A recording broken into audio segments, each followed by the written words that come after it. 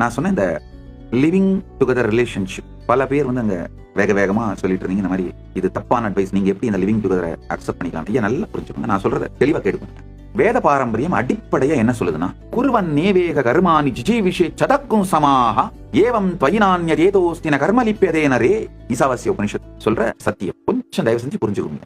மனிதன் அடிப்படையா ஆனந்தமா நிம்மதியா நல்லபடியா உடலாலும் மனதாலும் உயிராலும் இனிமையா எக்ஸைட்டடா இன்ஸ்பயர்டா வாழணும்.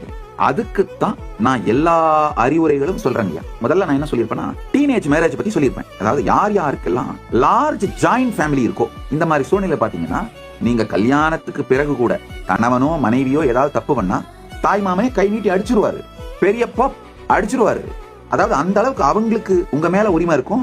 அதே மாதிரி உங்களுக்கு ஏதாவது ஒரு பிரச்சனைனா, ஏதோ ஒரு மெடிக்கல் எமர்ஜென்சி இல்ல ஒரு விபத்து ஆக்சிடென்ட்னா, சுத்தி இருக்கிற சொந்தக்காரங்க அத்தனை பேரும் பணம் எங்க இருந்து வருது, பணம் எங்க, அதெல்லாம் தேடாம கையில கால இருக்கிறத வித்து உடனே ஹாஸ்பிட்டல் கட்டி உங்களை பாத்துப்பாங்க.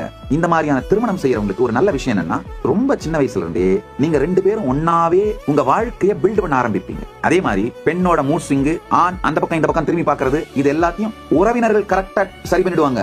நீங்க நைட்டு லேட்டா வீட்டுக்கு வர முடியாது, தண்ணி அடிச்சு வீட்டுக்கு வர முடியாது, வீட்டுல சிகரெட் பிடிக்க முடியாது. சோ உங்களை அறியாமலேயே உங்களை இனிமையான டிசிப்ளின்ல வச்சிருக்கோம். இன்றைய காலகட்டத்தில் 90% பேர் அந்த மாதிரியான ஆம்பியன்ஸும் உறவுகளையும் இழந்து விட்டோம்.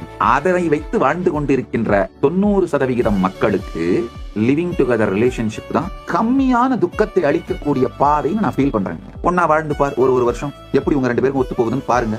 பெட்டர் அட்லீஸ்ட் லிவிங் டுகெதர்ல வாழ்ந்து பாத்தீங்கன்னா திருமணத்துக்கு முன்னாடியே புரிஞ்சிரும். என்ன பொறுத்த வரைக்கும் திருமணம்னு ஒண்ணு நடந்து பிரிந்தீர்களானால் வலி வந்து ரொம்ப அதிகமா இருக்கும். 90% இருக்கும். ஷ்ரிங்க் ஆயிடுறீங்க, கொலாப்ஸ் ஆயிடுறீங்க, மென்டலா டிப்ரெஷனுக்கு போயிடுறீங்க, வாழ்க்கை வெறுத்து போகுது. திரும்ப உங்க லைஃபை ரீஸ்டார்ட் பண்றதுக்கு சில நேரத்துல வருடங்கள் கூட ஆகுது. அப்படி இல்லாம லிவிங் டுகெதர்ல இருந்து பிரேக்கப் ஆகி போனீங்கன்னா, லிவிங் டுகெதர்ல இருந்து பிரேக்கப் ஆகி போகணும்னு நான் சொல்ல வரல. பிரேக்கப் ஆகி போனா வலி கொஞ்சம் கம்மி, 50% இருக்கும். வலி குறைந்த வழி ஓகே அப்படின்னு சொல்றேனே தவிர அதை நான் ஏற்றுக்கொள்ளவில்லை.